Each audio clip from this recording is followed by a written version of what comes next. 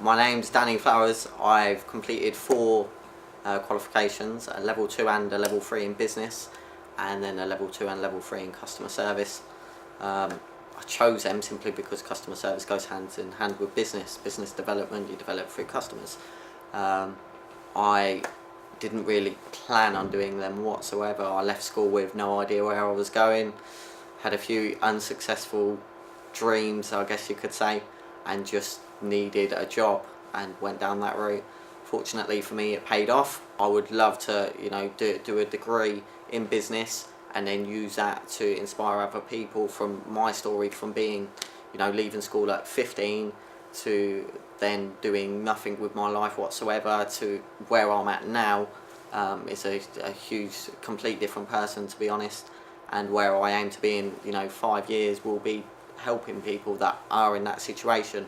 When I was there, I didn't know where to turn, who to turn to, whereas I want to be the person they turn to develop that, and hopefully that will be via my own business rather than someone else. The obvious benefits are being that you are obviously, someone's paying for you to learn something, and then from there, you're just taking advantage of a situation really. You're not only learning from a professional perspective, but you're learning obviously from the people you're also working with. You're obviously industry, experts.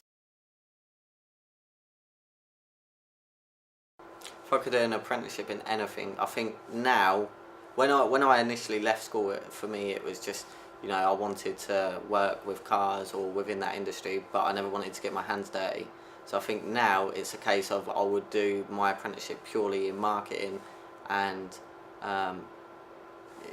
strategic marketing, that kind of stuff, actually knowing your client, approaching that client and doing it that way, and knowing everything about what you're marketing, as if just pure direct marketing. That would be my apprenticeship. I think that the reason, not just apprenticeships, but apprentices even, but everyone in general should develop onto higher education. It's almost leaps and bounds. You can't just, get to one point and say that's enough, I'm not going any further. There's always room for progression. There's always the opportunity to be the best at what you do, the top of your game. The reasons for not progressing onto higher education, I think, would be that maybe your current boss or your current employer has seen something really dynamic about you, and what they're saying is that no, instead of you having to go on to do the higher education, we'll give you a shot, we'll take a risk on you. The differences between higher education and an apprenticeship would have to be that as an apprentice you're getting that opportunity to get the work experience. In higher education, I mean, you're kind of just going to college or you're just going to university, and you're maybe sitting in a classroom or you're out doing something, but you're purely learning.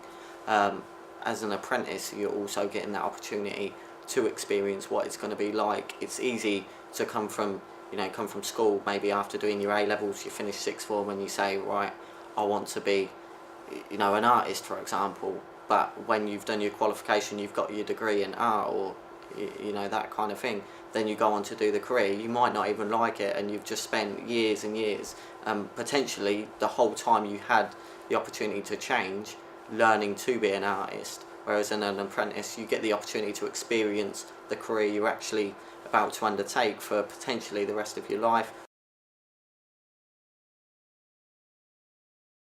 It's very difficult for me to say what I would change, but I would definitely add more into it. I found that a lot of my apprenticeships were purely sort of, question and answer, that kind of thing. I would make it more sort of, maybe a bit more practical stuff involved in it, such as the business development. I was fortunate that my employer gave me that opportunity and said to me, what do you think about this idea? I also had the opportunity, I introduced schemes that are now in place and making huge amounts of money for the company. So I got that practical experience, but I know that generally speaking, the qualifications that I chose don't have that practical experience if you haven't got the right employer.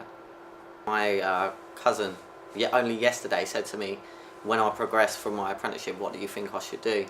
And my obvious answer was to say, stick with what you know. But then also, you know, look at the way things are changing within your industry. If everything is suddenly, you know, in my industry, it's going from small independent body shops to huge groups. So it's about that progression, knowing where it's going.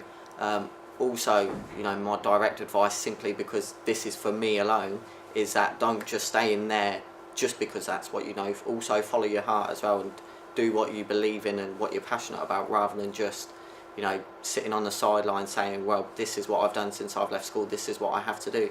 Because it's people like that 10, 15 years down the line are then saying, I wish. Wow, unbelievable, absolutely unbelievable.